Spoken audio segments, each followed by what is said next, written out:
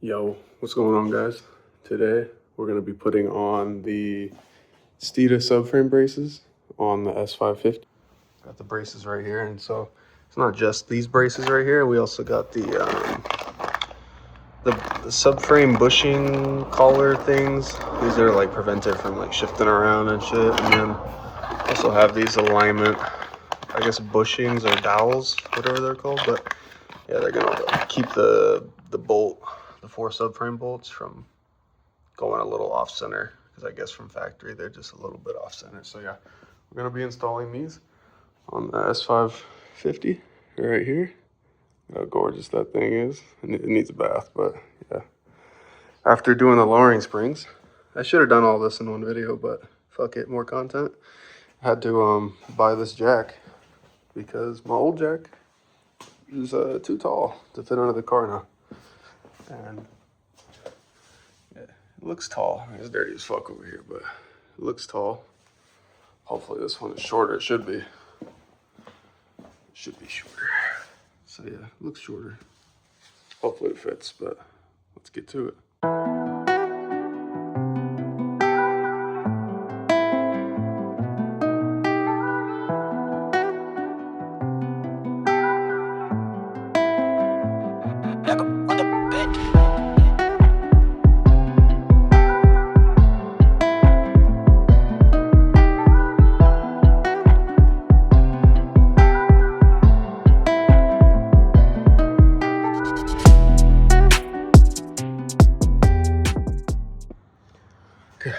Got the car jacked up. I got the rear wheels off. So after putting the lowering springs on, not this side, but the other side, it makes a kind of like screeching sound sometimes when driving slow. And so it looks fine to me on the other side. It looks exactly the same as this side, but maybe it's just off-centered a little bit. So I'm gonna try to pull that one out and fix that too while I'm in here. But right now, we're gonna lower the subframe, this bolt, and that bolt right there. And then we're gonna put those silver bushings, or like lock collars on the bushings here and here.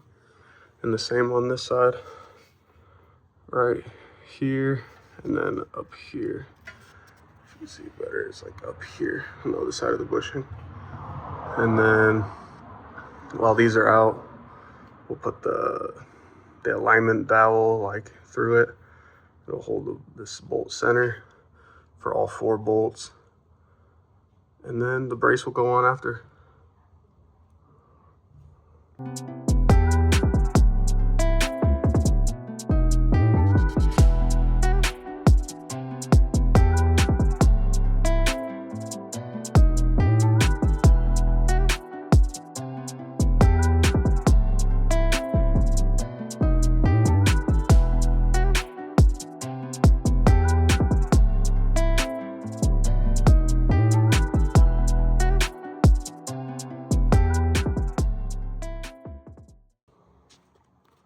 Okay, so I finally got these subframe bolts out. Was not as bad as the first time since, you know, I now know the tricks to get it.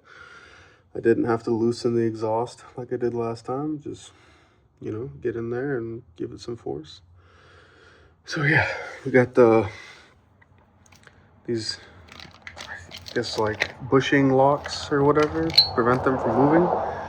I now have enough space to put them in there. And then this is in the way, but as you can see, getting closer, you can see I got room up there now to fit the top one. The same thing over here. Got enough room to fit them in. And so, yeah, I need to look up online because I remember watching a video and these ones are thicker right here. And these ones are thinner. I forget which side they go on. But these are the same for both sides. They go on this back part there, the bottom one. And then these ones, not entirely sure either. So let me figure that out and then we'll come back. Okay, figured out. Just on the show floor. Figured out which ones go where. These thicker ones go in the front up here. Let's see. Go.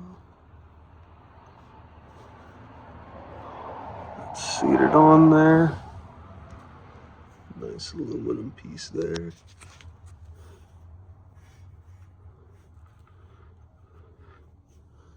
Okay, and then where is it? This piece right here goes in here. Get it one-handed. There we go. Those ones are in there. And then we just got to put the dowels in. I think the big one goes in. I'm going to take this bracket off to do that. But I think the big one goes up front and the skinny one goes in the back. So, yeah, that's those. And then the back ones. The back one, top one's easy. It's the skinnier one. And this one goes, where is it? I can't see. Up here. Trying to record and do this at the same time. It's tough.